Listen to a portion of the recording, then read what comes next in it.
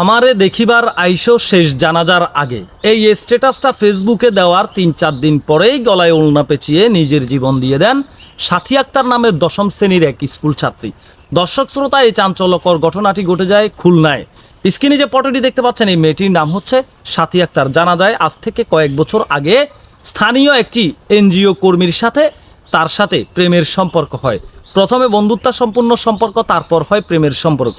সেই প্রেমের সম্পর্কের সূত্র ধরে তাদের মধ্যে ওই সমস্ত কাজকর্ম হয়, কিন্তু ওই সমস্ত কাজকর্মের এক পর্যায়ে সাথী আক্তার তাকে বিয়ের জন্য প্রেশার ক্রিয়েট করে। আর বিয়ের জন্য প্রেশার ক্রিয়েট করলে ওই ছেলেটি সাথী আক্তারের মতের বিরুদ্ধে যায়। ছেলেটির নাম হচ্ছে রাজ বিশ্বাস। এদিকে সাথী আক্তার একজন মুসলিম পরিবারের কন্যা সন্তান, আর ওইদিকে রাজ বিশ্বাস হলো হিন্দু সম্প্রদায়ের একজন ছেলে। কিন্তু প্রেমের টানে ধর্ম মানে না প্রেম, প্রেম মানে না ধর্ম। দর্শক শ্রোতা, সাথী আক্তার ওই রাজ বিশ্বাসের প্রেমে পড়ে হাবুডুবু খেয়ে তার সাথে ওই সমস্ত কাজে লিপ্ত হয়ে তার প্রতি আসক্ত হয়ে যান এবং কি তার প্রতি দুর্বল হয়ে যান। তারপর এক পর্যায়ে রাজীব বিশ্বাসকে বিয়ের জন্য প্রেশার ক্রিয়েট করলে রাজীব বিশ্বাস বেঁকে বসে যে তুমি একজন মুসলিম ধর্মের মেয়ে, আমি একজন হিন্দু ধর্মের ছেলে। যেহেতু তুমি ভিন্ন ধর্মের, আমিও ভিন্ন ধর্মের, সেহেতু আমার পরিবার এবং আমার সমাজ মেনে নেবে না, আমি তোমাকে বিয়ে করতে পারবো না।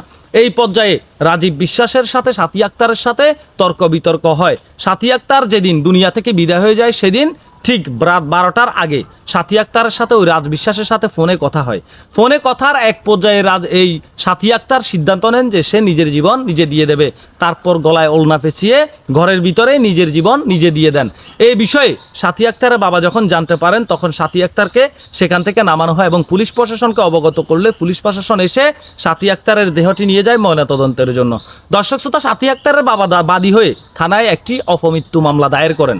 আর সেই মামলার সূত্রপাতে পুলিশ প্রশাসন রাজীব বিশ্বাসকে খুঁজতে থাকে। এক পর্যায়ে রাজীব বিশ্বাসের বাড়িতে গিয়ে রাজীব বিশ্বাসের মা বাবার সাথে কথা বলে।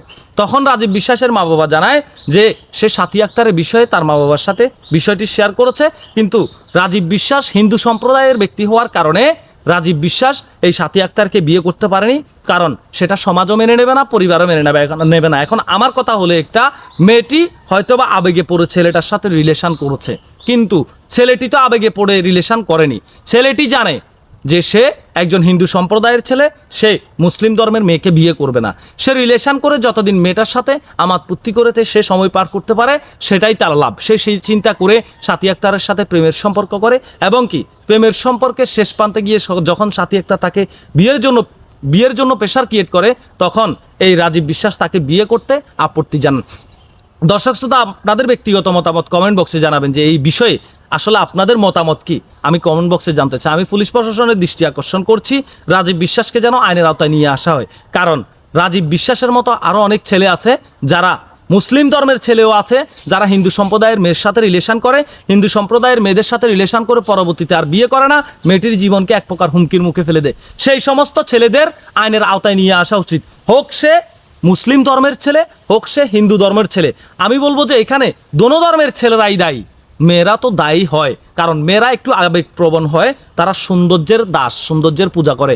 মেয়েরা যদি একটু সুদর্শন ছেলে দেখতে পায়, সেটা কোন ধর্মের, তাদের সেটা দেখার বিষয় আসে না, তারা সেটা মাইন্ডে সেট আপ করে না, তারা শুধু প্রেমে আসক্ত হয়ে যান। তো আমি বলবো প্রত্যেক হিন্দু ধর্মের ভাইদের উদ্দেশ্যে বলবো, প্রত্যেক মুসলিম ধর্মের ভাইদের উদ্দেশ্যে বলবো, জানা সত্ত্বে জেনে শুনে কোনো নারীর জীবন ধ্বংস করবেন না, কোনো নারীর জীবন নষ্ট করবেন না। কারণ আপনাকে এটা মাথায় রাখতে হবে, সেটাও আপনার মতো কোনো না কোনো ছেলের বোন, আপনার মতো কোনো না কোনো পুরুষের সন্তান। তো আমি একটা কথা বলবো, আমরা একটু বিবেক দিয়ে, একটু বুঝ দিয়ে চলাফেরা করি, তাহলে হয়তো আমাদের বোনেরা এই সমস্ত ভুল কাজ আর করবে না। আগে আমাদের পুরুষদেরকে সচেতন হতে হবে। আমি একজন মুসলিম ধর্মের ছেলে হয়ে যদি হিন্দু ধর্মের একটা মেয়েকে বিয়ে না করতে পারি, তাহলে একটা হিন্দু ধর্মের মেয়ের জীবন নষ্ট করার প্রশ্নই আসে না, অধিকার আমার নেই। আমি একজন যদি হিন্দু ধর্মের ছেলে হয়ে থাকি, আমারও এই অধিকারটা নেই, এই রাইটটা নেই যে আমি একজন হিন্দু ধর্মের ছেলে হয়ে একজন মুসলমান ধর্মের মেয়ের সাথে সম্পর্ক করব, তারপর টাইম পাস করে মেয়েটিকে বিয়ে করব না, মেয়েটির সাথে সম্পর্ক বিচ্ছিন্ন করে ফেলবো।